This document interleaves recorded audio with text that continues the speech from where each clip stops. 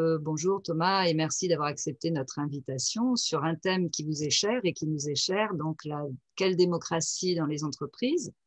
Votre dernier ouvrage publié en 2018, Libérer le travail, propose justement une réflexion approfondie sur cette relation entre travail et démocratie, une articulation trop souvent ignorée, y compris par les syndicats et la gauche de manière générale.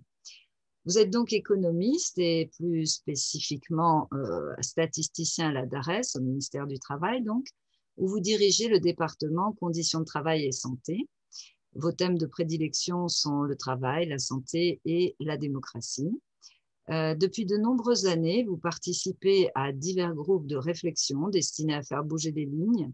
Le réseau d'alerte sur les inégalités, qui a été à l'origine du fameux BIP 40 que nous avons à un moment ou à un autre tous utilisé dans nos cours. Le collectif ACDC, les autres chiffres du chômage également.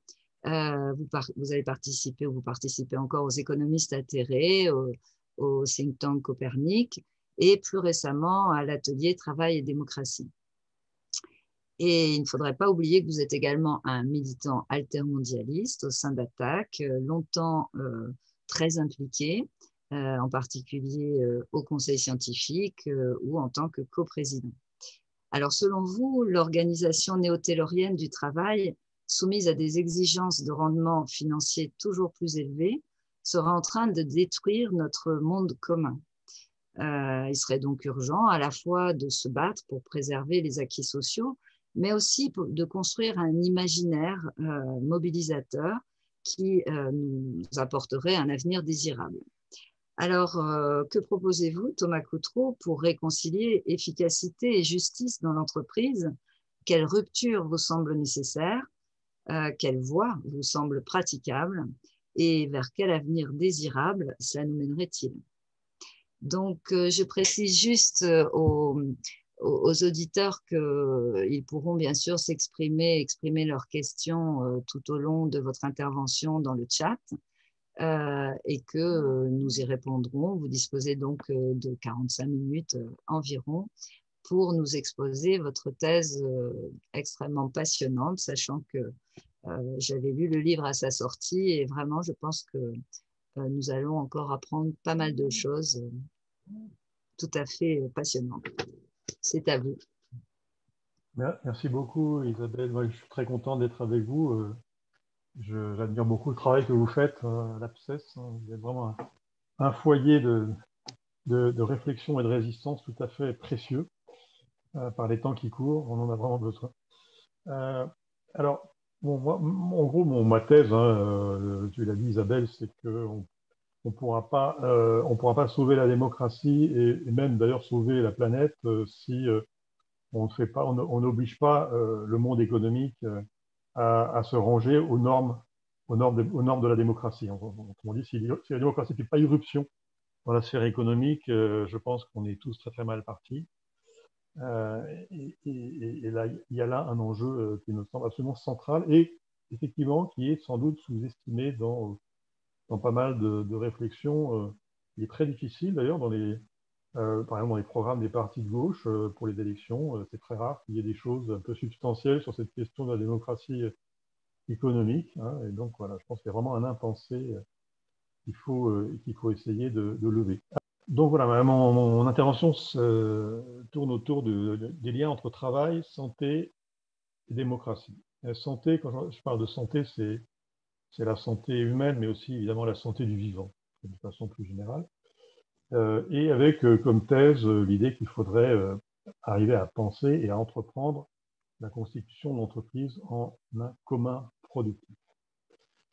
Alors, j'aurais trois points en gros.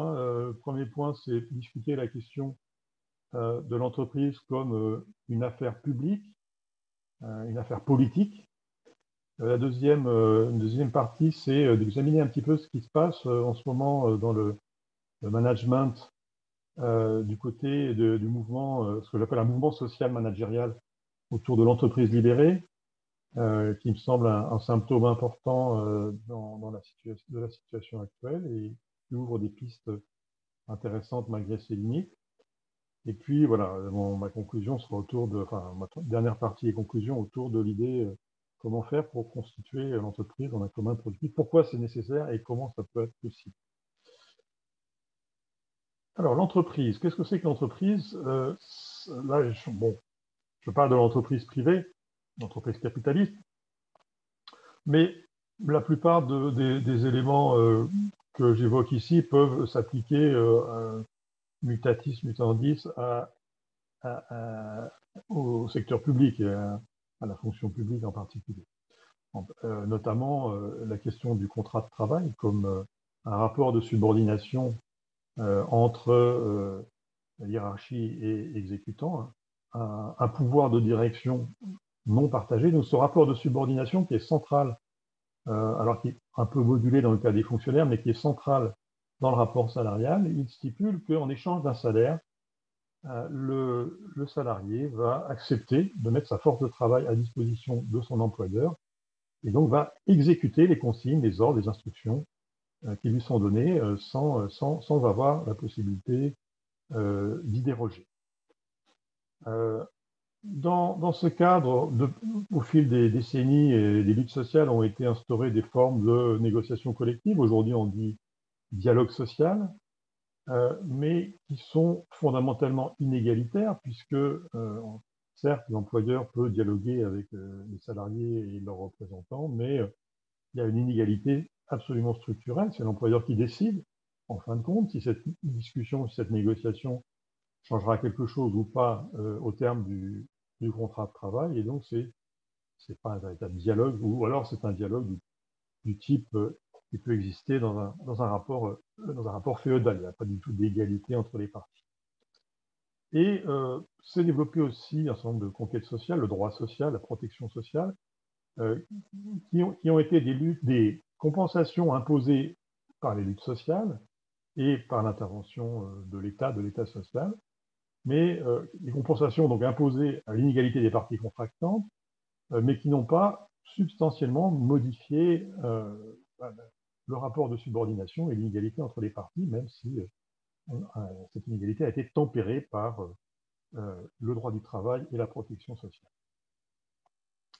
Alors, oui, l'entreprise doit être considérée comme une affaire publique, malgré le fait que, a priori, le droit social, le contrat de travail est un contrat de droit privé, et pourtant l'entreprise doit être considérée comme une affaire publique, me semble-t-il, pour trois raisons. À cause de son impact sur l'écologie, la nature, la vie, à cause de son impact sur la santé des personnes qui sont employées dans le rapport salarial, et à cause de l'impact de l'entreprise sur la structure politique même de la société. Alors, premier point, je ne serai pas très long là-dessus, mais il est évident que la crise écologique trouve sa source directe dans l'activité de travail.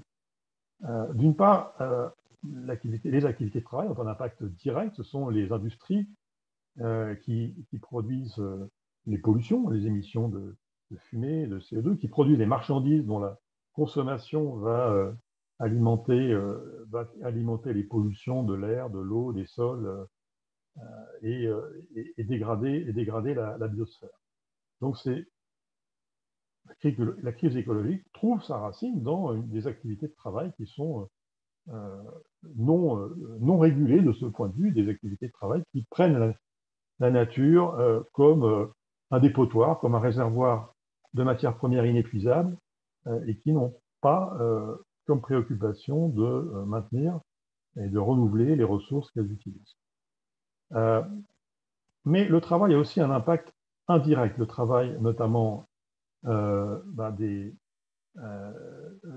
les services, notamment dans les bureaux qui conçoivent les nouveaux produits, et dans les bureaux qui organisent le marketing et la publicité, l'industrie du marketing, l'industrie publicitaire et la science et l'activité scientifique d'innovation, de recherche et d'innovation ont un impact direct, enfin plutôt indirect, sur la nature, dans la mesure où elles elles alimentent un système de croissance illimitée des besoins qui a des effets délétères qu'on connaît sur l'environnement.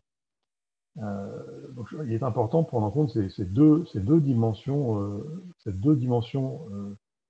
délétères du travail tel qu'il est organisé aujourd'hui sur l'environnement.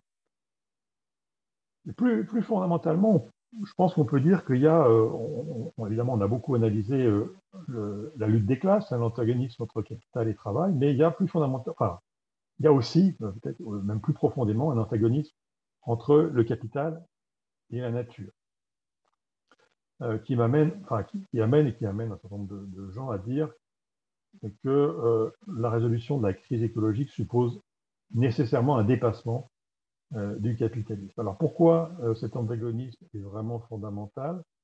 Eh bien, c'est la nature même du capitalisme de promouvoir une accumulation illimitée. La concurrence entre capitaux multiples fait que chaque capitaliste essaye sans arrêt, pour survivre, de produire plus, de produire mieux, de faire des innovations, de proposer de nouveaux produits, de nouveaux services et d'entretenir une spirale de façon systémique. Hein, c'est vraiment un résultat systémique de comportements individuels contraints par la structure, inventer ainsi une croissance et une accumulation illimitée. Or, évidemment, tout ce qui est illimité dans un monde fini n'est pas soutenable. Une deuxième caractéristique du capitalisme, c'est que quand il arrive, qui est lié à cette illimitation, hein, quand il arrive et c'est souvent le cas, à ce que les progrès technologiques permettent des économies en matière ou en énergie, l'amélioration par exemple de l'efficacité des processus productifs, de l'efficacité énergétique, eh bien ces progrès qui pourraient être bons du point de vue de l'environnement sont immédiatement annulés et au-delà par ce qu'on appelle l'effet rebond, hein, lié à cette contrainte de la croissance illimitée. Et on a un exemple particulièrement actuel avec le développement de la 5G. Les promoteurs de la 5G nous disent « Ah non, mais c'est écologique la 5G, puisque par unité de data transmise sur les réseaux, la 5G consommera moins d'énergie que la 3G ou la 4G. » Et c'est vrai, hein, ils ont montré qu'effectivement, il y a par mégabyte circulant sur les réseaux, ça coûte un peu moins d'énergie avec la 5G. Simplement, l'effet aussi anticipé de la 5G, c'est de multiplier par 10 à terme, hein, dans les 10 ans qui viennent, le volume de données qui circulera sur les réseaux. Autrement dit, même si on a une économie de 20 à 30% sur l'énergie par unité de données qui circulent, on aura au final une augmentation considérable de la dépense d'énergie liée au réseau et à Internet. Donc, finalement, le capitalisme, la valorisation du capital est indifférente aux effets concrets de la production. C'est la domination du travail abstrait sur le travail concret, la loi de la valeur, qui, de façon tout à fait structurelle, ne s'intéresse pas aux effets concrets des décisions de production sur le monde, mais à la rentabilité anticipée et à la possibilité de surnager dans la compétition, dans l'implacable compétition. Certains théoriciens comme Alan Steinberg ont théorisé ça, je trouve, avec un concept intéressant qui est celui de l'engrenage de la production. Et que ce soit Steinberg ou Poston nous disent une chose qui est importante de mon point de vue, qui est que dans cet engrenage de la production, eh bien, c'est pas seulement le capital qui est entraîné, c'est aussi le travail. C'est-à-dire que les travailleurs, pour valoriser leur force de travail, donc pour la vendre et la transformer en travail abstrait, eh bien, ils doivent finalement quelque part participer à cet engrenage de la production. Ils ont finalement un intérêt objectif à ce que leur employeur triomphent dans la compétition et que leur emploi soit préservé ou même que leur salaire puisse être augmenté éventuellement. Et donc, c'est pour ça que c'est assez difficile. Il y a un véritable problème pour le mouvement syndical, pour le salariat, de faire le pas de côté qui est nécessaire et qui sera nécessaire pour sortir de cet engrenage de la production. Donc là, il y a un véritable nœud qui explique, de mon point de vue, la grande difficulté de la gauche et du mouvement social et syndical à poser véritablement la question du travail et de ses conséquences sur l'environnement. Alors, deuxième point que je voulais évoquer, c'est l'impact du travail sur la santé.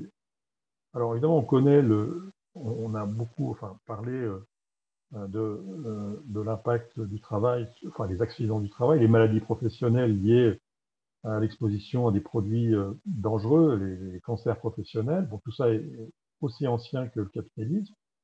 Là, juste un point sur des pathologies qui se sont beaucoup développées dans les 20 dernières années, des pathologies chiques, et qui sont liées, qui sont de façon très, très profonde et très intime à l'accélération des changements organisationnels dans la phase actuelle du capitalisme et au fait que ces changements sont profondément déstabilisateurs pour les travailleurs. Et donc là, je cite une étude que j'ai pu réaliser pour la DARES sur le lien entre changement organisationnel et risque dépressif.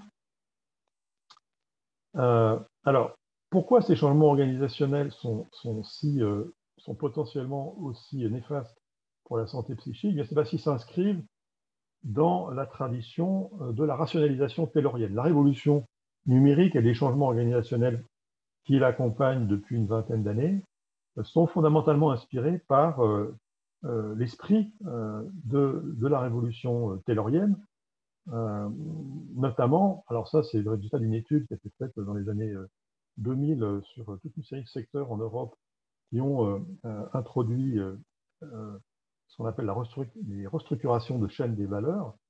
Ces études de terrain aboutissent vraiment à des résultats assez forts sur les points communs qu'on trouve dans la plupart de ces processus d'innovation. La tentative de standardiser les tâches et de codifier les savoir-faire pour pouvoir éventuellement ensuite les numériser, de concentrer les connaissances expertes dans des bases de données, de standardiser les services, d'imposer des scripts pour les relations clients, de sous-traiter ou de délocaliser les opérations numérisées et de concentrer le travail de conception et d'innovation dans quelques bureaux et dans les têtes de réseau. Et alors, j'imagine que les principes de ces changements organisationnels sont aussi évocateurs pour vous, pour ce qui concerne l'éducation nationale, puisque le New Public Management s'inspire évidemment beaucoup de ces préceptes. De fait, alors, ce graphique présente le pourcentage de salariés qui d'après notre enquête sur les conditions de travail, sont en situation de symptômes dépressifs. Et alors, à droite, c'est l'ensemble. Donc, en gros, on a 13% des salariés qui ont vécu un changement qui connaissent un symptôme dépressif. C'est nettement plus que l'ensemble des salariés, puisque globalement, c'est plutôt 9%. Mais là, ce que je voulais souligner, c'est que le risque de présenter un symptôme dépressif dépend de façon considérable de la manière dont le changement a été conduit. Vous voyez que les salariés, le deuxième bâton en partant de la droite, les salariés qui n'ont été ni informés ni consultés, sont 37% à présenter un symptôme dépressif, alors que les salariés qui ont été consultés et même écoutés, ça c'est le bâton tout à gauche, ne sont que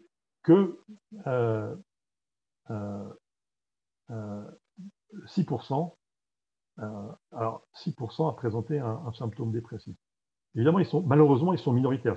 Les salariés qui nous disent dans les enquêtes qu'ils ont été associés aux décisions de changement les concernant, ils ne représentent que 17% de l'ensemble des salariés qui ont vécu un changement. Donc, la démocratie au travail est cantonnée à une petite partie, la démocratie dans les gens. En tout cas, la possibilité pour les salariés de peser sur les choix organisationnels ne concerne que moins d'un salarié sur 5, mais on voit bien que c'est une condition importante de protection de leur santé.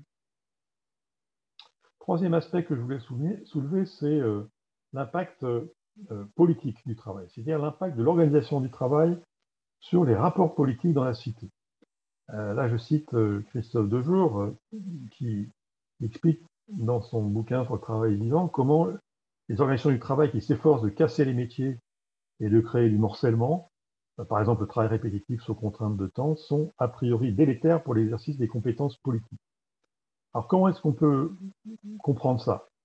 Il y a des travaux, par exemple, j'ai deux études, je cite deux études de chercheurs espagnols et britanniques sur les liens entre autonomie au travail et affect démocratique, enfin, comportement civique en Europe, et qui montrent tous les deux articles qui montrent la force de ces liens. Les mécanismes sont les suivants, c'est-à-dire quand vous avez une organisation du travail qui accorde aux travailleurs de l'autonomie, une possibilité de participer aux décisions qui le concernent dans son travail, eh bien ça crée, on pourrait dire, un habitus démocratique et ça a des externalités, des conséquences positives sur la participation de ces travailleurs à la vie civique hors de l'entreprise et leur adhésion aux valeurs démocratiques. À l'inverse, ce qu'on constate depuis une vingtaine d'années à la faveur des changements organisationnels que je viens d'évoquer, c'est plutôt une baisse de l'autonomie au travail. Et là-dessus, bon, alors là, les enquêtes conditions de travail en France sont très claires.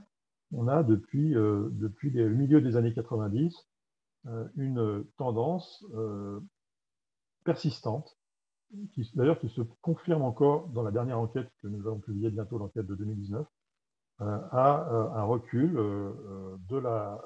des marges de manœuvre des salariés dans leur travail. Et bien que les travailleurs, comme vous le savez, sont de plus en plus diplômés, de plus en plus compétents, avec la montée du niveau de diplôme, du niveau moyen de diplôme, mais l'organisation du travail n'accompagne pas du tout cette montée en compétences des travailleurs. Et de ce fait, les études montrent que cette baisse de l'autonomie au travail est associée à une baisse de l'engagement syndical et l'engagement associatif hors travail, et à une moindre adhésion aux valeurs démocratiques. Il y a là, à mon sens, un des facteurs majeurs de la montée de l'extrême droite au niveau, dans nos pays. Et John Dewey le philosophe américain, disait que présentait le travail comme un laboratoire de la démocratie, et les rapports sociaux qui se nouent à l'occasion du travail sont un des foyers, un des laboratoires de la construction ou de la destruction de la culture démocratique. J'ai pu préciser ça d'ailleurs dans un document d'études qui figure aussi dans mon bouquin. Je m'excuse pour ceux qui ont déjà lu le bouquin, mais je le reprécise pour les autres. C'est quand on regarde le lien entre l'autonomie au travail et le vote, alors c'est des communes. Alors là, j'ai pas dans l'enquête, on n'a pas on ne sait pas ce que les gens votent, mais par contre, on sait la commune dans laquelle ils habitent, et on peut regarder s'il y a un lien entre l'autonomie mesurée au niveau d'une commune, l'autonomie au travail mesurée au niveau d'une commune, et le vote de cette commune. Et on s'aperçoit que, par exemple, dans la partie gauche du graphique, les communes où le travail répétitif était le plus prévalent sont des communes qui ont voté plus souvent, qui se sont plus souvent abstenues, en jaune, ou qui ont voté plus souvent Le Pen, et aussi dans une moindre mesure, ça c'est aussi un point qui peut amener à discussion, qui ont aussi dans une moindre mesure voté Mélenchon. Donc, puisque l'entreprise, l'organisation du travail a un tel impact sur l'environnement, sur la santé et sur la démocratie, il est normal de se poser des questions sur les évolutions actuelles et la manière dont elles sont en train de contribuer à la crise écologique, à la crise sanitaire, on pourra y revenir dans la discussion, et à la crise démocratique. Et on a une partie du management, une partie du patronat, qui, je ne dirais pas partage entièrement ce constat, mais enfin se rend compte que le management néo-taylorien, qui s'est considérablement renforcé à l'occasion de la révolution numérique depuis donc une vingtaine, une trentaine d'années, aboutit à des résultats qui ne sont pas optimaux de leur point de vue. Et en particulier, ce que disent ces managers, c'est qu'ils constatent un ralentissement de la capacité d'innovation de leurs salariés et une rigidité plus grande dans l'organisation du travail, une moindre réactivité. Alors ça paraît un peu paradoxal quand on entend le discours dominant sur la révolution technologique actuelle, sur la robotisation, la numérisation, le big data. On a l'impression qu'on est dans une phase incroyable d'innovation et d'accélération des gains de productivité. En réalité, les économistes, alors là, tous les économistes, et là, pour une fois, on est tous d'accord, hein, vous le savez, constatent un ralentissement de la productivité, un ralentissement de la destruction créatrice au sens de Schumpeter, un ralentissement donc du mouvement de création d'entreprises, de création-destruction d'entreprises, y compris aux États-Unis, hein, le paradis des startups, et une tendance à la sclérose du système productif. Et Thomas Philippon a fait d'excellents travaux sur ce sujet. Et donc, un certain nombre de patrons se sont dit, non, mais on ne peut pas continuer à rigidifier l'organisation du travail comme ça, c'est contre-productif, y compris de notre point de vue, sans compter que on voit bien que les salariés tombent malades à cause de ça. Et donc, ils ont tiré un peu un bilan critique du taylorisme, hein, de sa rationalité qui est en fait purement abstraite et formelle, hein, qui considère l'action humaine comme une série d'actes programmables, alors que ce qu'il y a de spécifique au travail humain, c'est justement de faire face à l'imprévu, de faire face à ce qui n'est pas programmable, ce qui n'est pas prévisible. Néo-tayloristes qui cherchent toujours plus de routinisation, de contrôle du travail, de standardisation des procédés et des produits et des services, donc qui aboutit à une domination du travail mort sur ce qu'on peut appeler le travail vivant.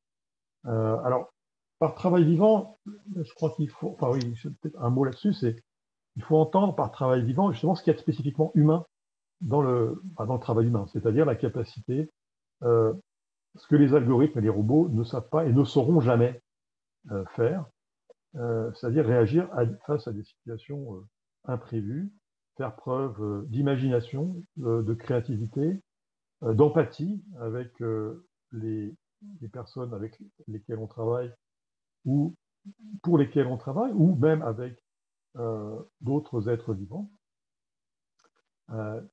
Donc voilà, créativité, intelligence, empathie, sensibilité, c'est ça qui fait la spécificité du travail vivant et qui est écrasé par la rationalisation, entre guillemets, la pseudo-rationalisation néo-taylorienne.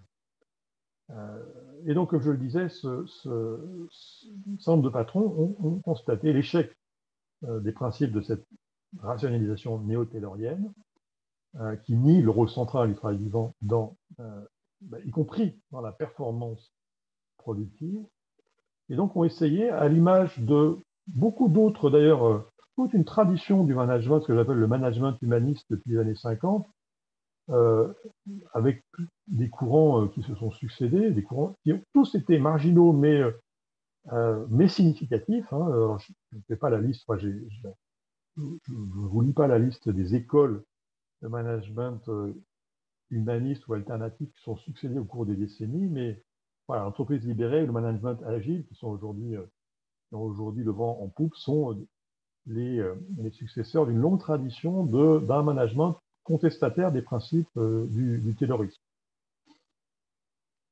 Alors, bon, plus concrètement, l'entreprise libérée, comment ça se présente du point de vue opérationnel? Là, je cite un manuel de management qui s'appelle Faut-il libérer l'entreprise?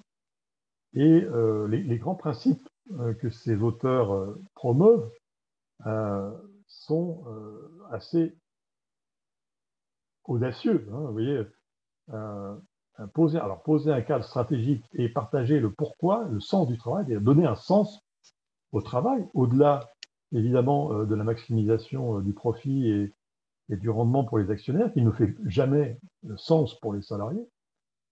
Euh, abolir, abolir les normes bureaucratiques et les dispositifs de contrôle des salariés, on est un peu, c'est quand même assez audacieux, réinventer les processus et les mécanismes de coordination, associer les salariés, les travailleurs à la conception de l'organisation du travail et repositionner les managers non pas en situation, en fonction de contrôle, mais de soutien à l'initiative et à l'autonomie des salariés.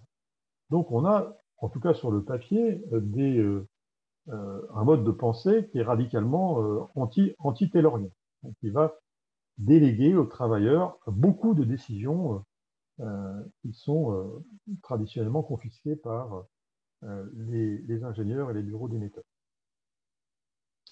Alors qu'est-ce que ça donne quand on regarde un peu, et on peut le faire maintenant, on a des études qui commencent on a des expériences qui datent déjà de plusieurs années, donc on a des retours d'expérience qui nous permettent de voir un petit peu, de tirer des bilans sur un certain nombre de cas. Plusieurs ouvrages sont parus récemment qui permettent de faire ces bilans. Alors, il y a un premier point qui est quand même assez systématique, c'est que parmi les finalités de l'entreprise, il y en a une qui reste inchangée, même si elle n'est presque jamais affichée, c'est la création de valeur pour l'actionnaire. Autrement dit, on reste dans des entreprises de type capitaliste dont la finalité reste, la finalité principale, même s'il y a d'autres finalités qui sont plus ou moins promues, plus ou moins sérieusement défendues, quand même la finalité économique principale reste la création de valeur pour l'actionnaire. Le deuxième constat, c'est qu'il y a quand même une contradiction dans les termes, dans le fait d'octroyer l'autonomie, ce que les auteurs appellent la figure du leader libérateur. Donc c'est le patron qui décide, le patron ou le PDG ou le DG qui décide qu'il va libérer le travail des salariés. Et donc ce sont des démarches descendantes auxquelles on demande aux salariés d'être autonomes. On est dans des injonctions paradoxales du type soyez autonome, soyez spontané, avec alors, souvent des effets positifs sur l'organisation du travail et sur les travailleurs. C'est-à-dire on a dans beaucoup de cas, dans la plupart des cas, je dirais, où on peut interroger les salariés indépendamment du management, les chercheurs constatent que les salariés leur disent c'est vrai que c'est quand même mieux qu'avant, c'est quand même plus intéressant, on travaille quand même de façon plus intelligente, mais ça se traduit le plus souvent par donc, une amélioration de ce point de vue-là, hein, et donc une certaine satisfaction au travail, et en même temps une intensification du travail, c'est-à-dire que non seulement il faut travailler, mais en plus il faut organiser son propre travail. Et donc en fait, les tâches qui étaient avant dévolues au management, ben, maintenant beaucoup de salariés doivent les prendre en charge dans ces entreprises. Et donc c'est un surcroît de travail. Alors ça passe dans la plupart des cas parce que c'est effectivement le travail est plus intéressant, mais n'empêche que ça peut avoir des effets négatifs pour la santé, on l'a constaté dans plusieurs cas. Et puis un point majeur quand on fait évidence ces expériences, c'est qu'elles sont très précaires. Ça c'est mon troisième point, c'est-à-dire qu'on a des retours en arrière qui peuvent être parfois brutaux. Alors là, je cite 4 entreprises alors, je ne vais pas rentrer dans la description de ces expériences. Ce sont des entreprises qui sont très souvent citées dans tous les articles pratiquement qui parlent d'entreprises libérées, du bonheur au travail, etc. Vous avez ces 4 entreprises sont vraiment un peu à l'avant-garde, étaient un peu à l'avant-garde, et leurs dirigeants passait beaucoup de temps sur les plateaux de télé ou faisait beaucoup de conférences pour expliquer euh, les, euh, les miracles qu'ils étaient en train d'accomplir. Et bien dans ces quatre cas, mais c'est aussi, il y en a bien d'autres. En fait, à un moment donné, l'actionnaire soit a changé le dirigeant, soit il y a eu une succession, un héritier qui a pris la relève et qui a abandonné l'expérimentation. Et donc, des salariés se retrouvent tout d'un coup avec un retour à une organisation hiérarchique du travail qui peut être extrêmement douloureuse. Et un des consultants américains qui a le plus travaillé sur ces questions s'appelle Marvin Wexford, qui a passé toute sa carrière à conseiller des entreprises américaines pour mettre en place des organisations du travail alternatives, constate au bout de sa carrière que les projets survivent rarement aux managers qu'ils ont introduits. C'est-à-dire une mutation ou une succession, en général, fait capoter l'expérience. Donc en fait, alors, une autre, bon, j'ai déjà dit les limites, un certain nombre de limites de ces expériences. Donc la démocratie reste très limitée, le champ des décisions des équipes est souvent assez limité, l'intensification du travail, l'accaparement des gains d'efficacité. Ce type d'organisation, euh, très souvent, se traduit par une amélioration de la productivité, une amélioration de la performance. Ce qui, entre parenthèses, en dit long sur les motifs réels du terrorisme, du néo-terrorisme. Hein, on nous explique toujours, non, mais c'est une question d'efficacité. En réalité, c'est beaucoup plus une question politique, une question de contrôle sur le travail, plus qu'une question d'efficacité. C'est un point très important, bon, pour éventuellement y revenir à la discussion. Et puis, on constate aussi que les décisions stratégiques, en fait, sont quand même toujours monopolisées par la direction générale. Donc là, ces expériences butent sur ce que Castoriadis appelait la contradiction fondamentale du capitalisme. Et je pense que là, Castoriadis avait eu une intuition assez profonde dans son gros article sur l'expérience du mouvement ouvrier. Il disait, voilà, le système capitaliste ne peut vivre qu'en essayant continuellement de réduire les salariés en purs exécutants, mais il ne peut fonctionner que dans la mesure où cette réduction ne se réalise pas. Et ça, c'est, je pense, une des contradictions vraiment les plus profondes du capitalisme, à laquelle je pense que nous sommes collectivement insuffisamment attentifs, en tout cas pour ceux qui pensent qu'il faut dépasser le capitalisme. Il y a là un point d'appui, il me semble, extrêmement important, mais bon, on pourra y revenir dans la discussion. Voilà, j'attaque ma troisième partie sur les alternatives, en fait. Alors, si on prend des scénarios, des prospectives sur l'avenir du travail, en gros, on peut s'amuser à distinguer trois types de scénarios. Alors, un scénario dans la continuité du scénario actuel qu'on pourrait appeler néo-taylorien, un scénario technophile qui serait le rêve ou le cauchemar de l'automatisation, de la robotisation appliquée à toutes les activités, et puis un scénario coopératif. Bon.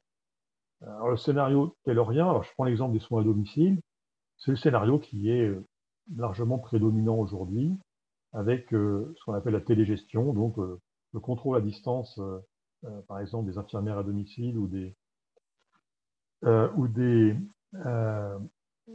aides à la personne qui doivent pointer à chaque fois qu'elles arrivent devant au domicile du patient, à la sortie, noter les actes qui ont été réalisés, etc.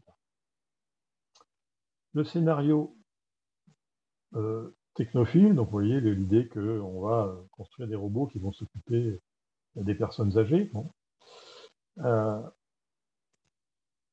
On pourra revenir à la discussion, mais je crois que là, il y a une grande illusion de penser que la révolution robotique et numérique pourrait remplacer le travail humain dans ce genre d'activité. Et puis, un scénario collaboratif que j'illustre par l'exemple de l'association Buurtzorg aux Pays-Bas, dont je pas avoir le temps de présenter cette expérience de façon détaillée, mais c'est véritablement quelque chose de tout à fait fascinant. On a une association qui regroupe maintenant 12 000 infirmières, c'est-à-dire plus du tiers des infirmières à domicile aux Pays-Bas, et qui est organisée en équipe autonome, autogérée, qui gère chacune un quartier, voilà, avec un système d'autogestion, ou d'ailleurs c'est le patient lui-même, alors là, vous voyez, c'est marqué client, qui est au cœur, qui est au centre de l'équipe autogérée. Bon, on pourra éventuellement revenir à la discussion. Alors,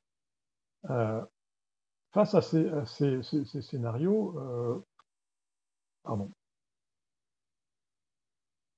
j'ai fait une fausse manœuvre, je remets mon partage d'écran.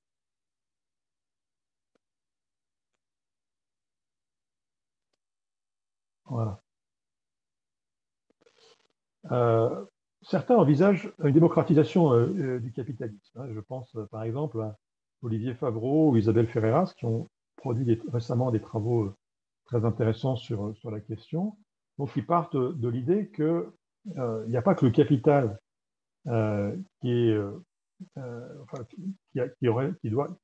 le droit de diriger l'entreprise, car le travail et le capital sont les parties constituantes de l'entreprise. Donc, ce qui amène à, à l'aide de développements théoriques que, évidemment, on ne va pas détailler ici, mais qui sont très intéressants, à proposer et même à considérer que, comme dit Olivier Favreau, la forme normale de l'organisation de l'entreprise, c'est la codétermination, hein, c'est-à-dire 50-50 au conseil d'administration. Ou bien, pour Isabelle Ferreras, le bicamérisme, c'est-à-dire une chambre du capital, comme le conseil d'administration actuel, mais aussi une chambre du travail, donc avec des représentants élus par les travailleurs, à parité, c'est-à-dire que toutes les décisions stratégiques doivent être prises avec l'accord conjoint de la chambre du travail et de la chambre du capital, ce qui oblige évidemment à des compromis, qui obligerait à des compromis. Alors, ces propositions sont intéressantes, mais il me semble qu'elles butent sur des obstacles considérables.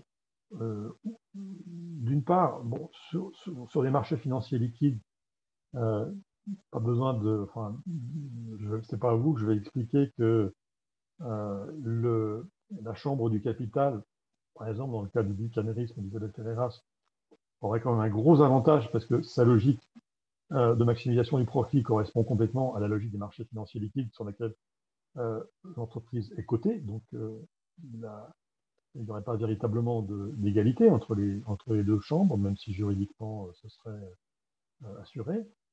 Le rapport de subordination dans le travail n'est pas substantiellement modifié par ces propositions. Ces propositions se proposent simplement de transformer l'autorité, le commandement hiérarchique en autorité légitime. Légitime parce que résultant d'un compromis. N'empêche qu'au niveau des rapports de travail, reste, dans cette optique-là, restent des rapports de subordination, des rapports hiérarchiques assez classiques.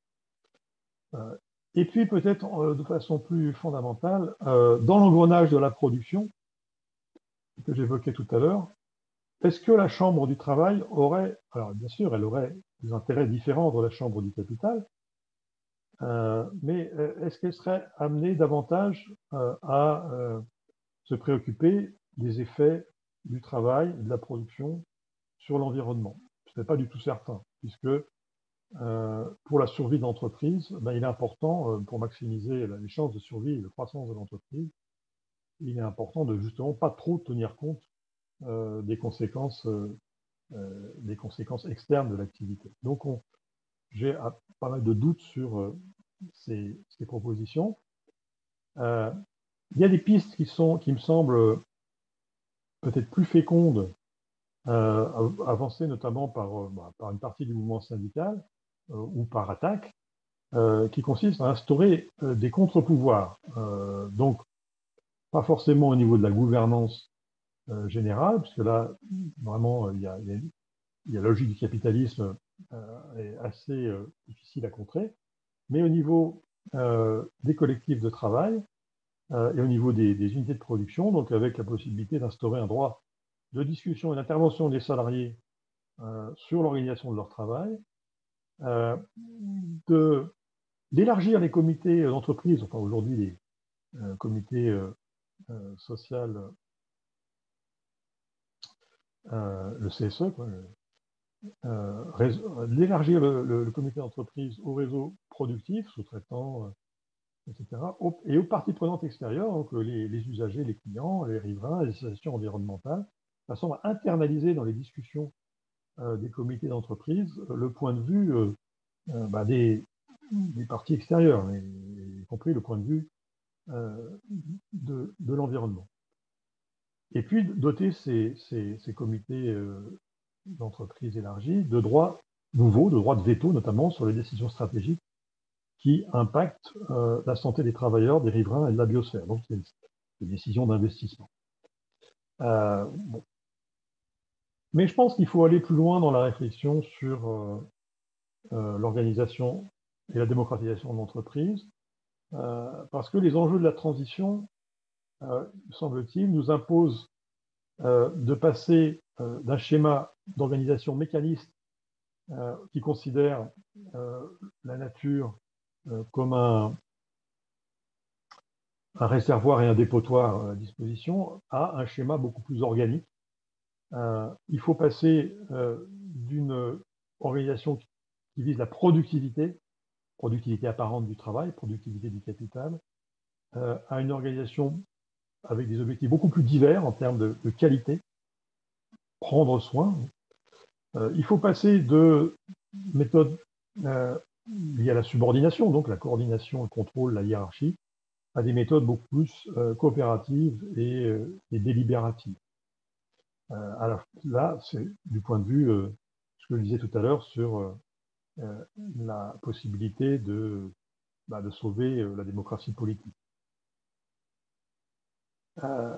De la productivité à la qualité, donc c'est là évidemment le point essentiel, c'est l'activité de prendre soin, le care, hein, au sens de John Tronto, c'est-à-dire voilà, l'activité générique qui consiste, qui comprend tout ce que nous faisons pour maintenir, perpétuer et réparer notre monde. Hein. Donc on est maintenir, perpétuer et réparer, donc on n'est pas dans innover et produire. Vous voyez le nouveau paradigme qui est en train de monter. Et donc ça m'amène à des propositions pour instituer des alternatives, des modes d'organisation alternatifs qui permettent d'organiser, d'instituer l'hégémonie du travail vivant.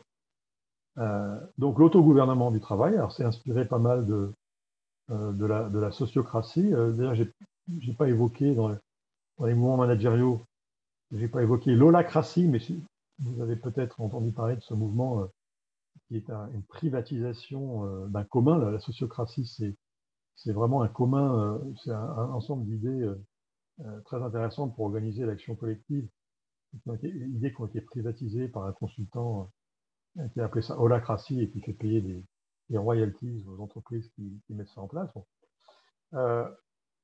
Donc, instituer le prendre soin comme mission sociale et écologique, donc remplacer la maximisation des rendements par la poursuite d'une mission sociale et écologique déterminée collectivement par les parties prenantes de l'entreprise, hein, toutes les parties prenantes, pas seulement les travailleurs.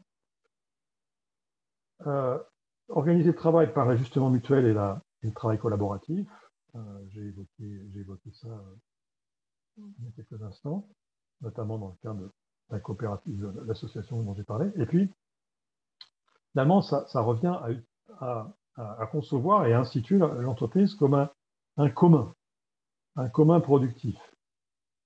Là, je m'appuie sur les travaux de René Passet sur le lien, enfin, conception organique des systèmes vivants. C'est petit détour théorique, mais un système vivant, c'est un système qui est organisé en niveaux, donc il y a des niveaux, différents niveaux hiérarchiques d'une certaine façon à l'intérieur d'un système, et qui doit rechercher des principes d'organisation qui lui permettent de se reproduire et d'évoluer en maintenant sa cohérence dans un environnement mouvant. Donc un ensemble structuré de niveaux d'organisation, et ce qui me semble important, donc finalisé, un ensemble finalisé, donc avec une mission, une fin.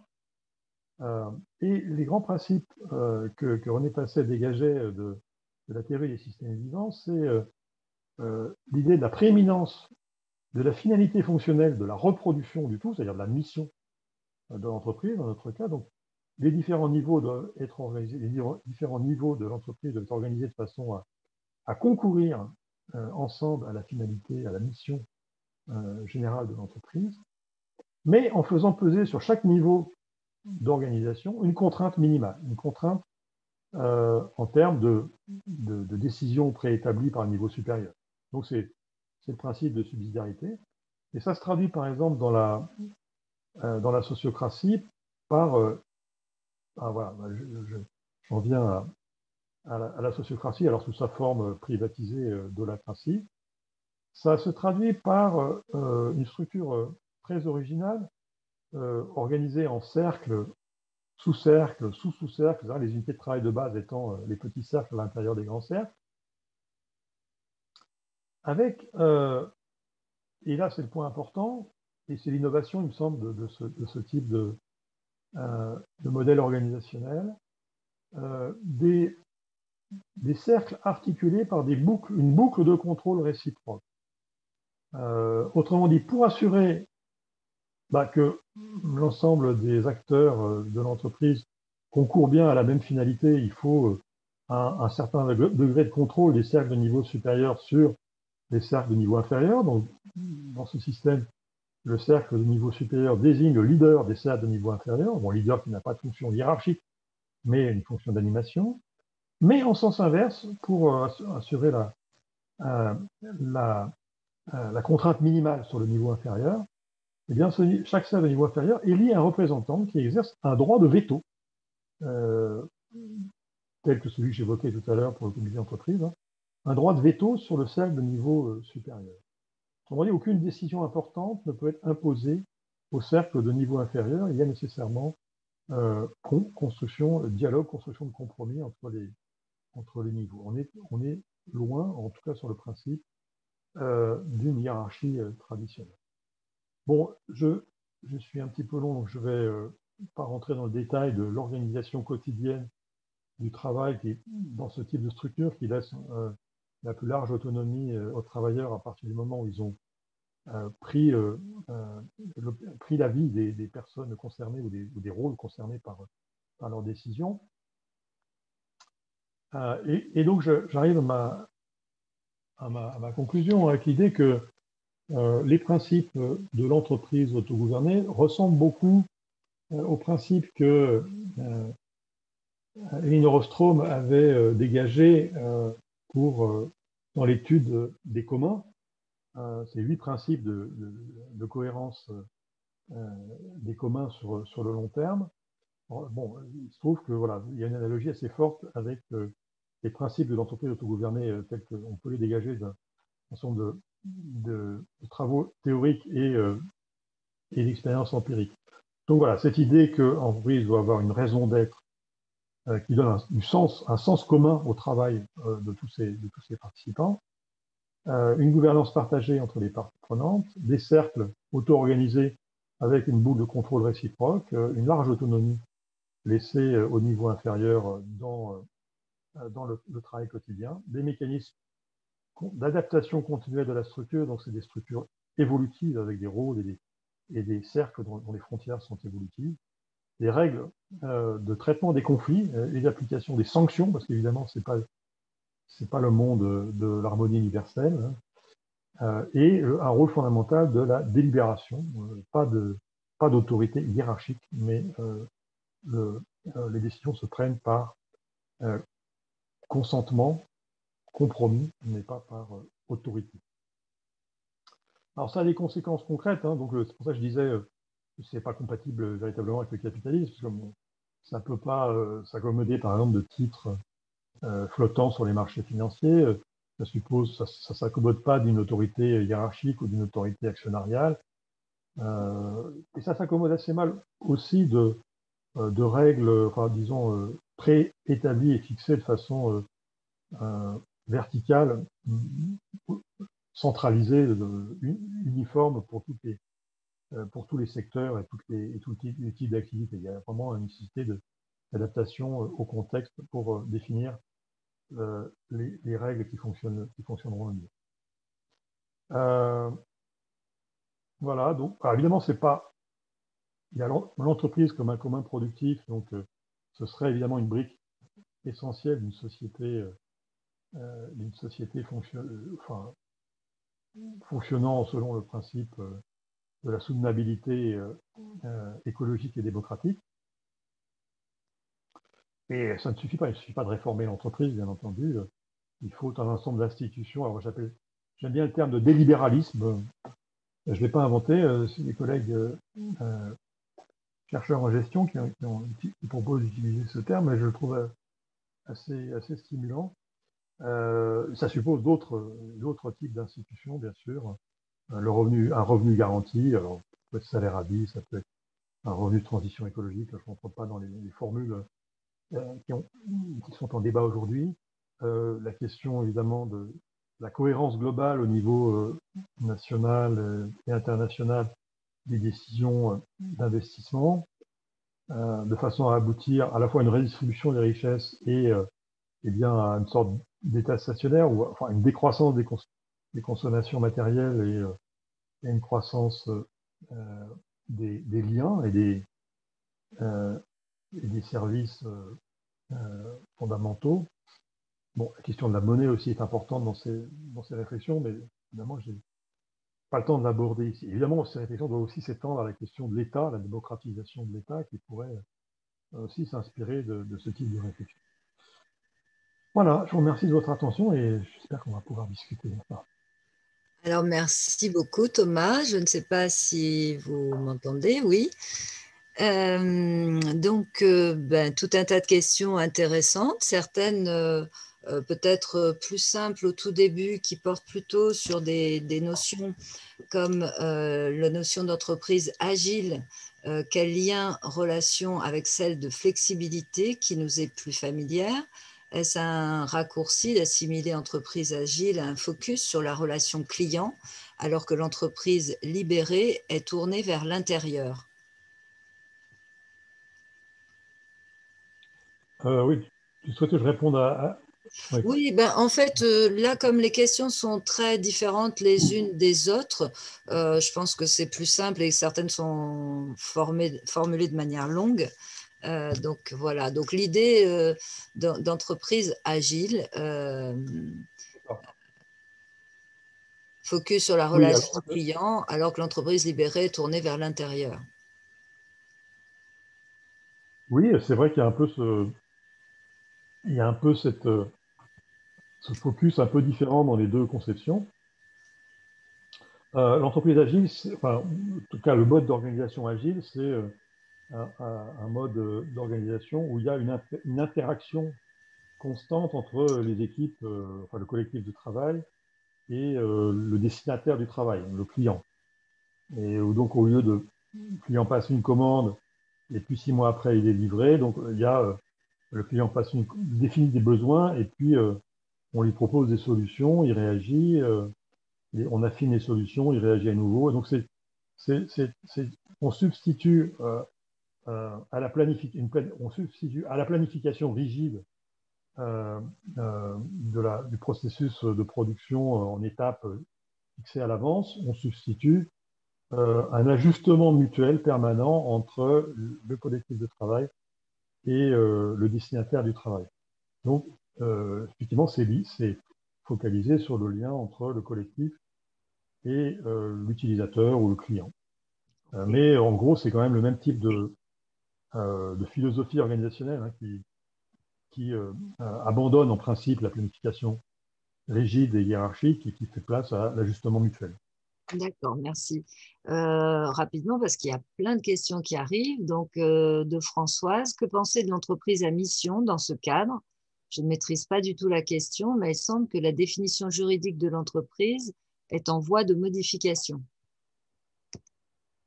Oui, on a eu un débat, enfin une loi qui a été votée il y a 2 ans, la loi Pacte, où Macron a dit oui, il faut changer il faut changer la finalité des entreprises et donc on va autoriser les entreprises à se définir d'autres finalités que la maximisation du profit pour les actionnaires et elles vont pouvoir adopter d'autres missions et les actionnaires pourront pas, une fois qu'elles ont adopté cette mission, un actionnaire minoritaire ne pourra pas protester parce qu'on ne maximise pas son profit, etc.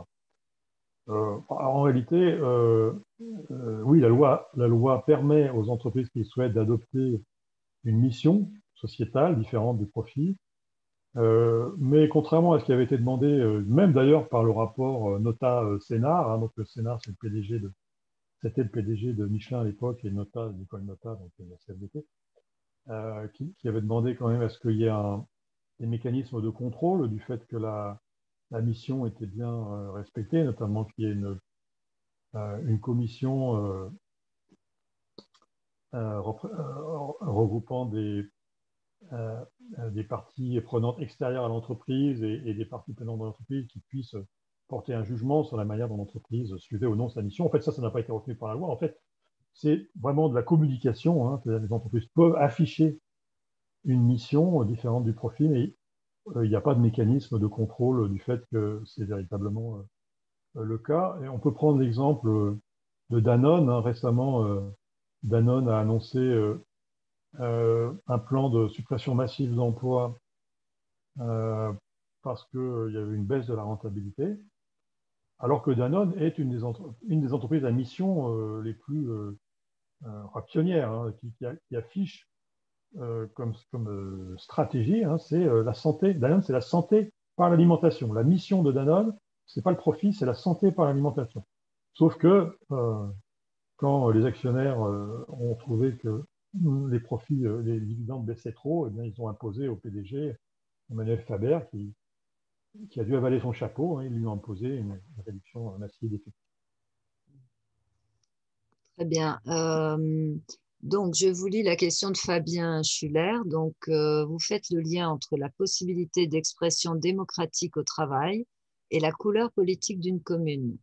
Vous soulignez donc l'importance de l'apprentissage démocratique au travail. Mais ne pourrait-on pas considérer que l'accès à un espace professionnel avec une dimension politique interne forte, d'une part, et le comportement électoral, couleur du vote et participation, d'autre part, ne serait pas lié à une même variable autre qui serait le milieu social d'origine des individus considérés?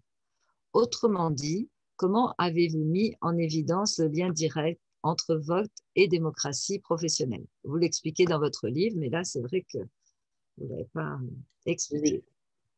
Très bonne question. Oui, en fait, oui, bien sûr, parce que quand je montre ce graphique, effectivement, la première réaction, c'est de dire, ah oui, mais c'est parce que les ouvriers votent Le Pen. Et donc, c'est pas une question d'organisation du travail. Et les cadres vont voter Macron, donc c'est pas une question d'organisation du travail, c'est une question de milieu social. Euh, alors, l'objection est pertinente, mais bien sûr, j'ai essayé de la prendre en compte en utilisant des méthodes économétriques qui permettent de neutraliser l'effet de la catégorie socio-professionnelle, de l'âge, du sexe, du diplôme, enfin de toute une série de variables qu'on a dans nos enquêtes. Et donc, vous voyez, à milieu social identique, à niveau éducatif identique, à âge, sexe, etc., et à profession, et même à profession identique, hein, ça va assez loin, il reste un lien très fort entre l'autonomie, autrement dit, chez les maçons, autrement dit, pour dire les choses, chez les maçons, s'ils ont beaucoup d'autonomie dans leur travail ou s'ils en ont très peu, eh bien, il va y avoir une différence dans leur comportement électoral. Ok. Bon, je crois que c'est, je regarde qui a posé la question, mais ce n'est pas toujours évident. Peut-être c'est Casime, mais j'en suis pas sûre. Donc, comment les salariés peuvent-ils arriver à proposer des alternatives à la production traditionnelle alors qu'on alterne des périodes de chômage massif à des périodes de précarisation du travail? On a l'impression qu'on est depuis une quarantaine d'années toujours dans le défensif. Est-ce que les travailleurs n'auraient pas plus de poids en faisant valoir leur pouvoir de consommateur?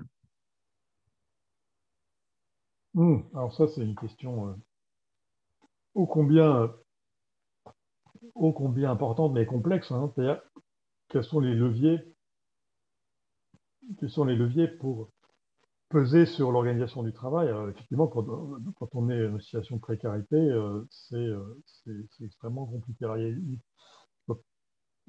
enfin, il y a énormément d'éléments de réponse à ça. Je vais pas. Mais prenons le cas des précaires ou des auto-entrepreneurs qui sont dans des situations particulièrement justement difficiles de ce point de vue-là. On a des expériences, hein, d'auto-organisation des précaires, des livreurs à vélo ou des auto-entrepreneurs dans le domaine des services qui créent des coopératives, hein, alors des coopératives d'activité et d'emploi pour le cas des auto-entrepreneurs dans les services ou des coopératives de livreurs. Enfin, on a des possibilités et des expériences d'innovation, d'auto-organisation collective qui peuvent permettre, même dans des situations de grande précarité, de créer du rapport de force, on a aussi des tentatives d'organisation de syndicats, par exemple, chez les livreurs. Bon. Alors, c'est pas des choses faciles, hein, c'est pas des, euh, mais si on, si on réfléchit à la situation d'un salarié ou d'une salariée, disons, en CDI, hein, dans une entreprise classique, avec quand même la menace, la précarisation subjective, hein, qui est liée à la menace permanente de faire l'objet d'une restructuration, d'un changement d'organisation, d'une placardisation. Bon. Cette précarisation, elle touche aussi beaucoup les travailleurs en CDI.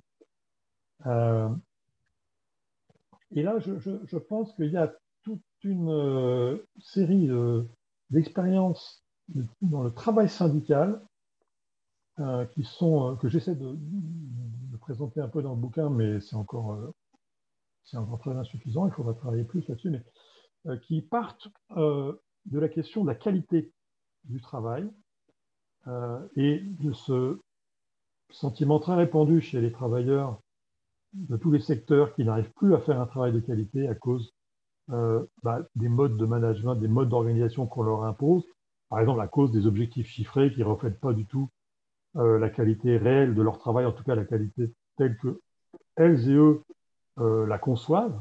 Alors on a cet exemple-là dans les hôpitaux, hein. On sait très bien que le New Public Management dans les hôpitaux a imposé des procédures, un reporting qui sont insupportables pour les soignants parce que ça les détourne de leur vrai métier qui est le soin.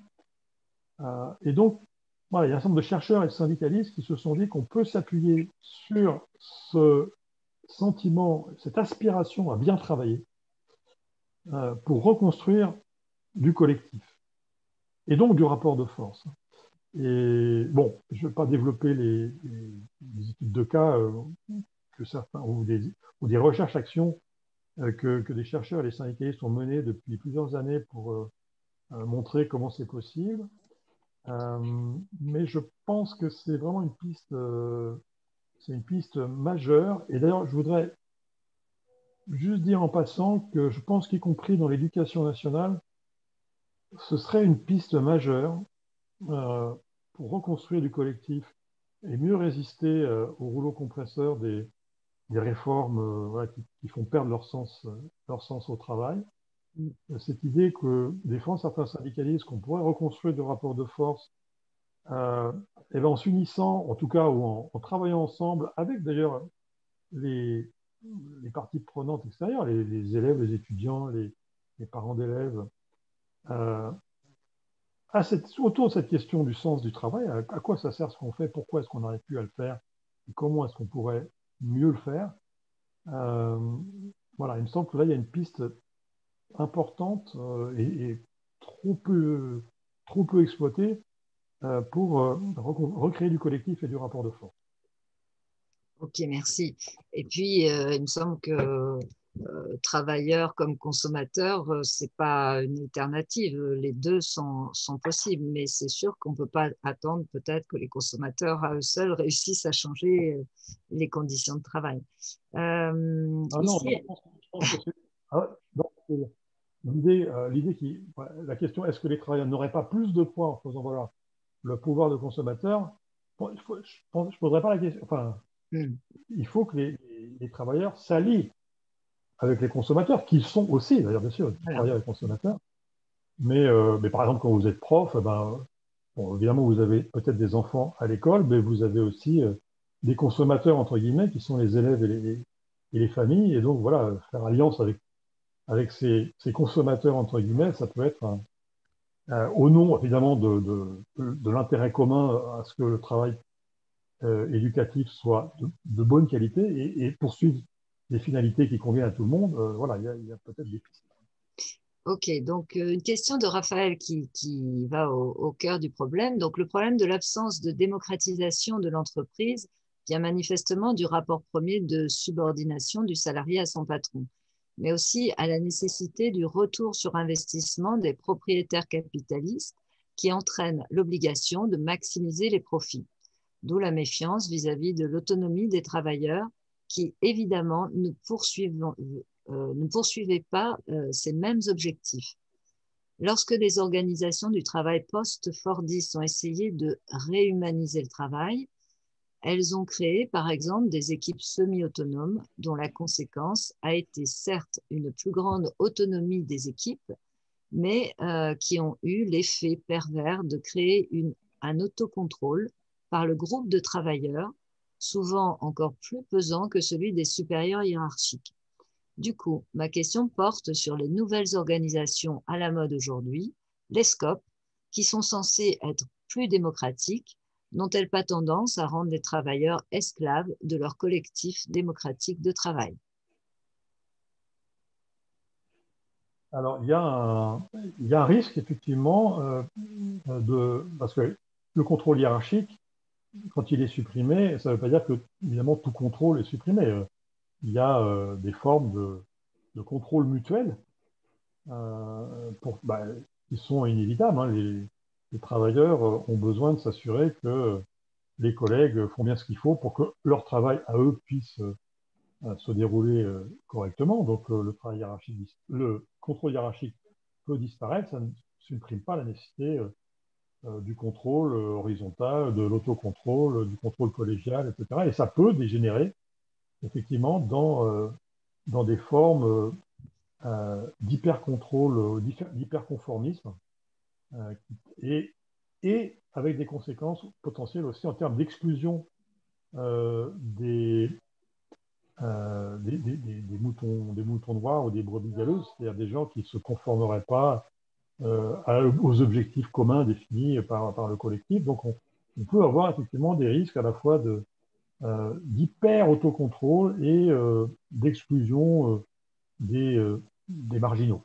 Et donc ça, c'est vrai, c'est des choses qu'on observe dans ces expériences et contre lesquelles il faut être vigilant. Donc c'est un vrai danger et je pense que, alors ça ne disqualifie pas du tout ce type d'expérience, mais ça veut dire il faut des mécanismes institutionnels prévus dans le fonctionnement, par exemple, ce que j'évoquais tout à l'heure sur les mécanismes euh, de, de contrôle et de sanction qui permettent à quelqu'un qui est minoritaire de faire appel à une décision et de faire appel devant un public, entre guillemets, extérieur à son collectif immédiat de travail. Donc, il faut qu'il y ait effectivement des mécanismes de prévention de ces dérives qui sont toujours possibles. Très bien. Des questions donc, qui portent sur la demande d'illustrations concrètes donc d'entreprises autogouvernées qui fonctionneraient bien Donc, une question de Mélanie là-dessus, de Sylvain. Et puis, une question peut-être un peu sous forme de boutade qui concernait est-ce qu'on peut envisager une entreprise autogouvernée dans le nucléaire, par exemple. Donc, Oui, c'était alors c'est pour ça que, la question de Gérard. alors, donc sur la question de l'efficacité économique, il y a toute une littérature spécialisée qui analyse l'efficacité économique des coopératives, hein, des SCOP, des coopératives. Et un résultat qui est assez général dans ces études, c'est qu'effectivement, dans les SCOP, la productivité du travail est plus élevée que dans les entreprises capitalistes. Et l'emploi est plus stable. C'est-à-dire que quand il y a des difficultés économiques, bah, les coopérateurs préfèrent réduire leur rémunération plutôt que de licencier, s'auto-licencier, quoi, hein. Donc oui, alors, il y a des études, bah, un gros nombre d'études depuis très longtemps, hein, parce que les coopératives, ça date pas d'hier. Après, sur les exemples les plus récents, on a effectivement une étude de cas qui montre que quand on libère l'initiative des salariés et leur créativité, ça peut permettre des gains, y compris du point de vue des parts de marché, par exemple. Quand la biscuiterie Poult, hein, qui était un exemple souvent cité, a été redressée grâce à cette méthode.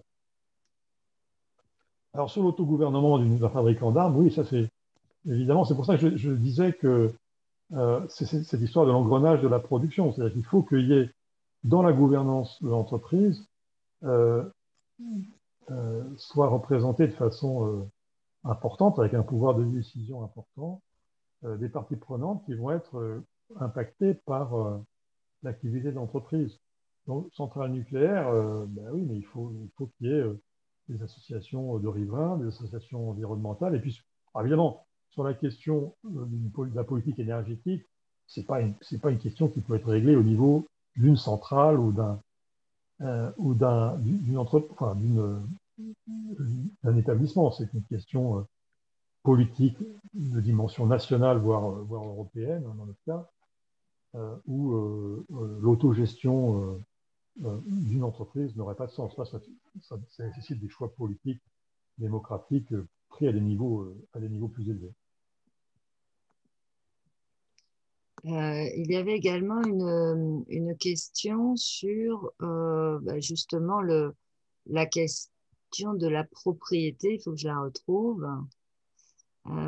Sinon, peut-être celle qui concerne détailler l'expérience des infirmières en Hollande, le groupe d'infirmières en autonomie, donc savoir comment elles s'autogouvernent et qui est propriétaire des moyens de production. Bon, alors là, en fait, on est c'est une association qui a très peu de capital, en fait, hein. Là, le capital, c'est les véhicules des infirmières, le matériel médical, paramédical. Il y a il y a peu d'immobilisation. Euh, les locaux sont loués, donc voilà, il n'y a pas de. Et donc, c'est une association, il n'y a pas d'actionnaire. Il y a un siège social euh, où il y a, je crois, une cinquantaine de personnes, vous voyez, une cinquantaine de personnes pour gérer les affaires de plus de 10 000 infirmières. Donc, c'est microscopique, hein. C'est-à-dire qu'il y a pas de DRH, il n'y a pas de direction des achats, il n'y a pas de. Enfin, tous ces aspects-là sont gérés au niveau des équipes. Et par contre, ils utilisent énormément pour la coordination entre les équipes une plateforme web sur laquelle il y a des tas de groupes de discussion dédiés à tel ou tel problème. Donc c'est vraiment un fonctionnement collaboratif en réseau, organisé autour d'une plateforme euh, et avec à la base des équipes autogérées. Et ça fonctionne remarquablement bien au point que il y a eu un KPMG, donc un grand cabinet de consultants, qui a été missionné par la sécurité sociale néerlandaise pour évaluer le coût économique de cette organisation pour la sécurité sociale. Et la conclusion, c'est que ça a permis des économies considérables pour la sécurité sociale néerlandaise parce que ils ont observé que le taux notamment pour l'hospitalisation à domicile, le taux de réhospitalisation des patients avait chuté de façon importante de 30% avec ce mode d'organisation. Parce que les équipes autonomes sont capables d'organiser les soins de façon beaucoup plus efficace. Alors, la particularité, c'est que les équipes, les infirmières, sollicitent et mobilisent les voisins du patient ou de la patiente. Et donc, elles vont frapper à la porte des voisins et elles prennent un café avec les voisins, elles leur expliquent la situation de leurs voisins ou de leurs voisines. Et, du coup, elles reconstituent, une partie de leur travail, c'est de reconstituer des réseaux de solidarité de proximité. Et ça contribue considérablement à l'amélioration de la santé des patients. Ok, super. Donc, il nous reste une question qui revient sur la question du vote FN. Vous avez dit que le vote FN est corrélé au manque d'autonomie dans le travail, mais est-ce que le travail était plus autonome dans les années 60-70 lorsque le vote FN était moins élevé? Pouvez-vous revenir sur ce qui explique le lien entre montée de l'extrême droite ou de l'abstention et perte d'autonomie dans le travail? Une question de Roxane. Alors, est-ce que le travail était plus autonome dans les années 60-70 Alors, je ne sais pas répondre à cette question parce qu'on n'avait pas d'enquête, mais la première enquête sur les conditions de travail date de 78. Et en tout cas, depuis les années 90, alors dans les années 80, l'autonomie, au début des années 90, l'autonomie au travail avait plutôt tendance à augmenter. Mais depuis les débuts des années 90, c'est-à-dire sur quand même une période de 30 ans, elle a plutôt nettement diminué. Après, évidemment, le vote FN ne s'explique pas uniquement, ou je dirais même principalement, par les questions d'organisation du travail. Il y a bien d'autres facteurs, bien entendu, hein, qui contribuent à la déliquescence de notre culture démocratique, la concentration des richesses, la précarité, voilà, l'autoritarisme des élites. Enfin bon, il ne s'agit pas de dire que l'organisation du travail explique la totalité de la montée de l'extrême droite, bien entendu. Hein, ce serait absurde. Mais c'est un des facteurs. Et c'est un des facteurs sur lesquels on discute peu, quoi, ou pas du tout. Ok. Donc, une question d'Olivier, éminemment politique. Les projets de réforme de l'entreprise que vous proposez sont-ils réellement viables dans un environnement de capitalisme financiarisé? Une autre question pose la question de l'efficacité productive de ces entreprises démocratisées. Il semble clair qu'aller vers une entreprise plus démocratique signifie renoncer à atteindre les mêmes normes de productivité et aussi de retour sur investissement du capitalisme actuel. Pour le dire autrement, une entreprise démocratique placée dans le cadre ultra concurrentiel, dans un cadre, ne mettrait-elle pas la clé sous la porte très rapidement? Dans cette perspective, ce type de projet semble plutôt valable pour une société post-capitaliste. Pensez-vous malgré tout qu'on pourrait en faire un levier de transition vers un monde post-capitaliste, de subversion de l'intérieur du système capitaliste, et si oui, sous quelles conditions? Oui, alors, bien sûr, aller jusqu'au bout de la logique de l'entreprise autogouvernée ou d'une entreprise comme bien commun, c'est évidemment contradictoire avec le capitalisme financiarisé, mais pas seulement avec le capitalisme financiarisé, avec le capitalisme tout court. Hein. Bon, ça, je pense l'avoir dit clairement. Après, je pense que ce n'est pas tellement parce qu'une entreprise plus démocratique serait moins efficace économiquement, moins productive, puisque j'ai plutôt dit le contraire. Mais c'est parce qu'une entreprise plus démocratique, eh bien, ses salariés seraient amenés à contester les finalités que lui donnent les actionnaires. Et ça, c'est insupportable donc, pour le capitalisme. Donc, c'est ça qui bloque, évidemment, le développement de l'autonomie au travail, hein, et de ces formes d'organisation. Elles sont complètement... Enfin, elles émergent, je sais montrer pourquoi elles émergent de l'insatisfaction d'un certain nombre de managers, mais en même temps, elles sont complètement bloquées par la logique politique du système, qui ne peut pas... Enfin, l'actionnariat capitaliste ne peut pas admettre que les salariés prennent un pouvoir tel dans l'organisation qu'ils en viennent à contester les finalités de l'entreprise. Donc c'est pour ça que je dis que le taylorisme n'est pas un mode d'organisation choisi pour son efficacité économique, mais pour son efficacité politique, hein, à reproduire la soumission des travailleurs aux finalités de l'entreprise. Ça, je crois que c'est un point très important de critique, pour la critique, une critique argumentée du système capitaliste qui se présente comme le seul système efficace au plan économique, alors qu'on peut très bien démontrer qu'il est profondément inefficace parce qu'il n'utilise pas le travail vivant. Il massacre le travail vivant et du coup, il est forcément moins efficace, moins innovant, moins productif que le serait une entreprise et des collectifs de travail autogouvernés. Donc vraiment, cette idée que oui, l'entreprise démocratique est hors de portée sous le capitalisme, mais l'aspiration à travailler de façon démocratique, de mon point de vue, est un puissant levier anticapitaliste.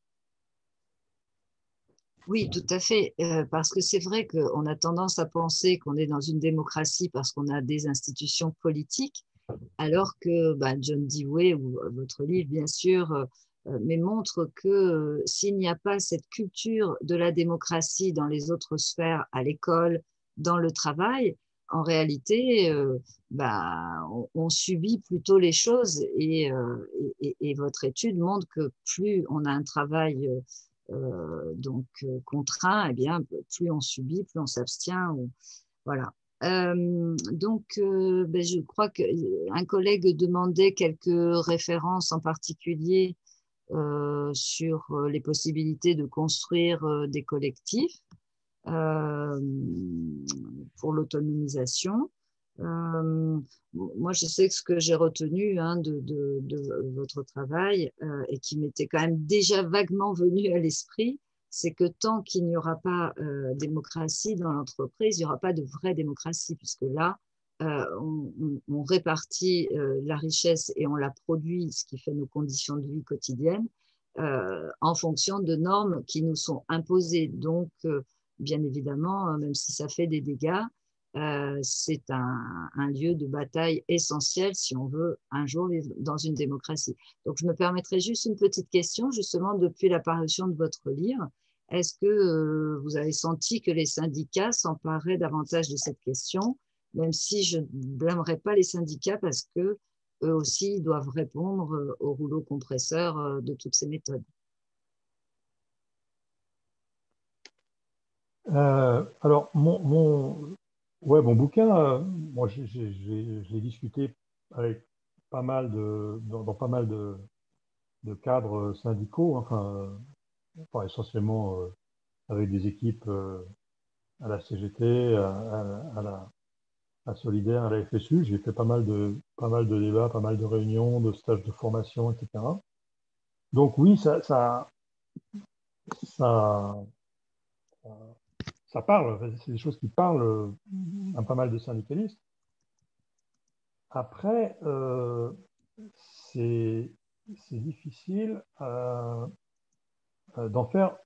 Enfin, la culture syndicale n'est pas propice.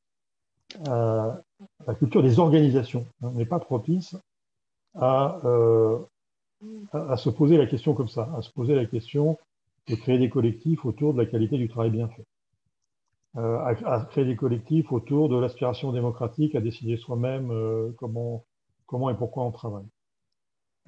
Et y compris, alors, là je vais faire peut-être un point un peu plus polémique, mais beaucoup de syndicats, y compris, reproduisent dans leur fonctionnement quotidien des modes d'organisation assez proches de celui des entreprises privées, hein, avec des hiérarchies, des, des rapports de pouvoir, etc., qui font que, quelque part, c'est pas facile voilà, de travailler ces questions-là. Ça suppose souvent de prendre de la distance par rapport même à la culture, à la culture professionnelle dans l'entreprise et même dans le syndicat. Donc, là, je pense qu'il y a une bataille politique et culturelle qui est une bataille de longue haleine, qui est difficile. Mais je pense qu'elle est jouable parce que on voit bien, enfin, les équipes syndicales qui ont commencé à s'intéresser à ces questions ont vraiment obtenu des résultats parfois surprenants, quoi. Donc parce que ça leur permet de retrouver un, un- un vrai lien avec les travailleurs, hein, d'être en phase avec Ok. ce qui préoccupe vraiment les salariés et de leur donner des outils qui leur permettent vraiment de peser et de transformer leur quotidien au travail. Donc je pense qu'il y a quand même une piste de renouvellement importante pour le syndicat, même si c'est, je dirais, politiquement difficile. Ok, très bien. Ben, nous aussi, de nous battre à l'école pour qu'on puisse vraiment traiter de ces sujets, alors que les pouvoirs ont tendance à nous empêcher d'en parler.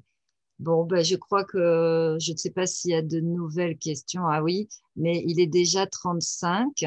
Donc, j'attends peut-être Benoît, Solène, dites-moi si on arrête. Oui, oui, je pense qu'il va falloir arrêter. Il reste encore des questions ou pas? Oui, restait une question. Donc, depuis la crise du travail analysée par la théorie de la régulation ou les thèses d'Aoki sur l'entreprise japonaise, on a l'impression de se retrouver devant quasiment les mêmes problèmes 30 ans après. Donc, Bah, c'est éventuellement avec des réponses très très courtes. voilà. Ok, super. Oui, Qu'on non, mais, puisse faire une pause quand même avant la Bah oui, conférence oui, parce que suivante. tout à fait, ouais, c'est important aussi.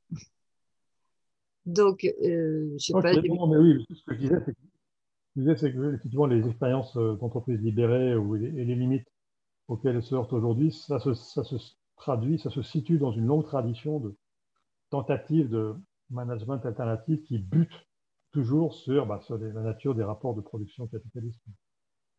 ok, ben un grand Donc, effectivement, il merci. n'y a rien de nouveau qui se révèle de ce point de vue-là. Non, la bataille continue, je crois.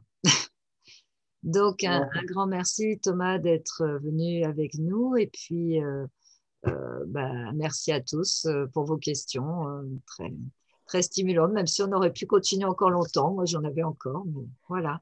Ben, bonne pause et Merci. bonne continuation à Thomas.